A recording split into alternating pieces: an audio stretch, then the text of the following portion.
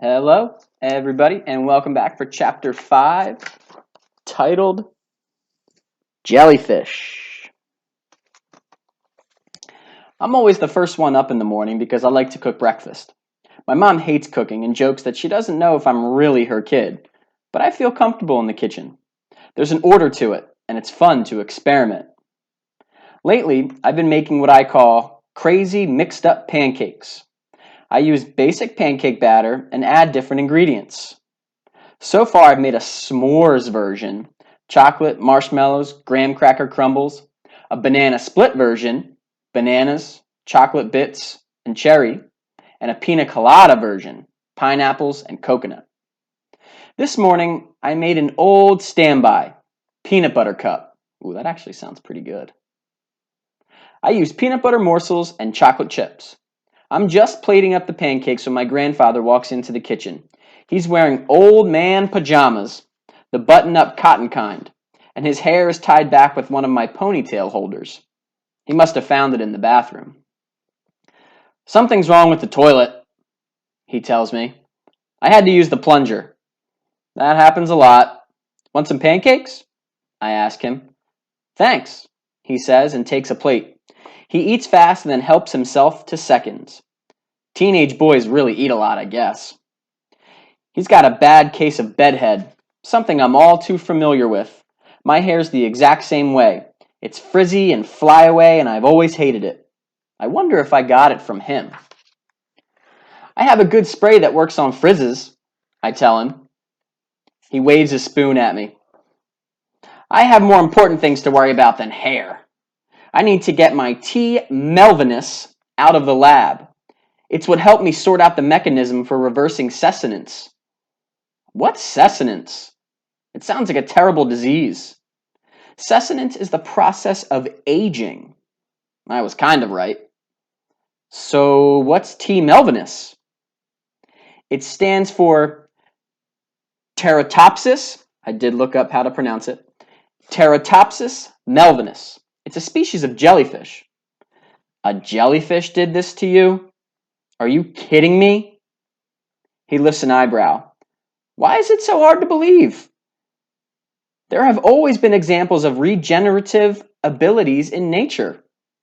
There have. My grandfather leans forward, his face intent. Take the planarian earth flatworm. You can slice it in two, and each part will grow into a new worm.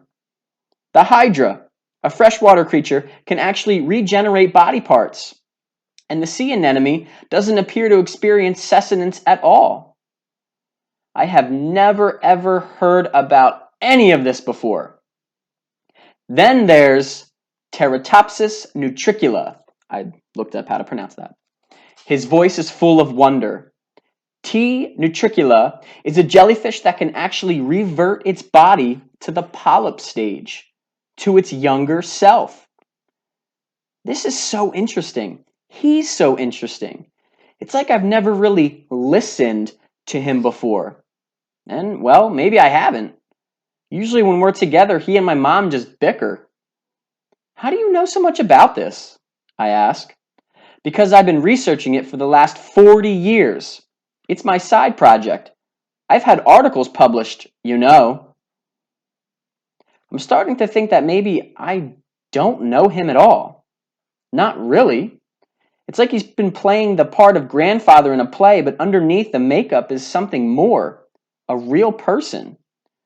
A few months ago, an Australian diver in the Philippines contacted me because he read on the internet that I was researching jellyfish. He thought he'd found an odd specimen of T. nutricula. I asked him to ship it to me. The typical T. nutricula is small, a few millimeters, the size of a nail on your pinky finger. He holds out his pinky finger. But the T. nutricula specimen he sent me was huge, more than 300 millimeters. I always get confused about the millimeter to inches thing, I admit. It was a foot in diameter, he explains. And there were other anomalies. I knew it was a new species. I even named it Teratopsis melvinus. Shouldn't it have been named after the guy who found it? I ask. He scuffs. All he did was catch it. I identified it. I was the one who did all the work. I was the one who created the compound. I was the one who tested it on the mice. Wait, you experimented on mice? That seems way worse than flushing goldfish down the toilet. Adult mice, he says. A few days after I injected them with the compound, they reverted to an adolescent age. They became teenagers? I try to picture mice with pimples and long hair. Exactly, he exclaims. So I injected it in myself, and the rest is, well, history. I was trying to get the rest of T. melvinus specimen out of the lab when the rent-a-cop busted me. I think for a moment. Couldn't you just call up your old bosses and tell them what happened? I mean, this is kind of a big breakthrough, right? I bet they'd be pretty excited. They don't even know it's there. His gaze hardens. Besides, they'll just take all the credit. This is my discovery. Good morning, campers, my mom trills. Today she's wearing one of her standard outfits, a neon purple dress that hits her above the knees and high black boots. My grandfather gasps when he sees her. Melissa, you can't go to work in that. What's wrong with it? My mother asks. I can see the top of your thighs. She waves off his concern and starts gathering her bags. Let's get moving or we're going to be late. Late for what? He asks. School, of course. School? He sputters. I already went to school. I have 2 PhDs. In case you've forgotten. Too bad. You're going. I called Bernadette this morning. Bernadette is the middle school secretary and one of my mother's friends. What did you tell her? I ask. She tips her head at my grandfather. That Melvin here is my distant cousin's kid. His dad died and his mom remarried. He doesn't get along with the new stepfather, who he secretly suspects started the fire that burned down the trailer with his dad in it. So he hitchhiked up here, and I took him in. That's really good, I tell her. Your dad will be pleased to hear it, she said. It's from a play he wrote in college, Hamlet in Fresno. I directed it. My grandfather interrupts us. Why can't I just stay here? I am perfectly capable of looking after myself. He sounds like every other teenager in the world. Did you forget that the police released you into my custody? I work with kids. I'm a teacher. I can't have a 13-year-old truant in my house. Someone will see you and I'll lose my job. There's a beat of silence as he stares at the floor.